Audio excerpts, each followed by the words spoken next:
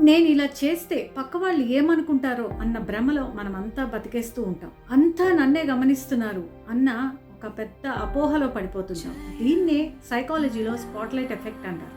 మన ప్రపంచానికి మనమే కేంద్రం, మనమే సెంటర్. అంటే మన చుట్టూ ఉన్న వాళ్ళంతా కూడా మనల్ని ఎప్పుడు గమనిస్తూ ఉంటారు. మనం ఏం చేసినా వాళ్ళు చూస్తూ ఉంటారు. ఏవో ఒక కామెంట్స్ చేస్తారు, మనల్ని విమర్శిస్తారు.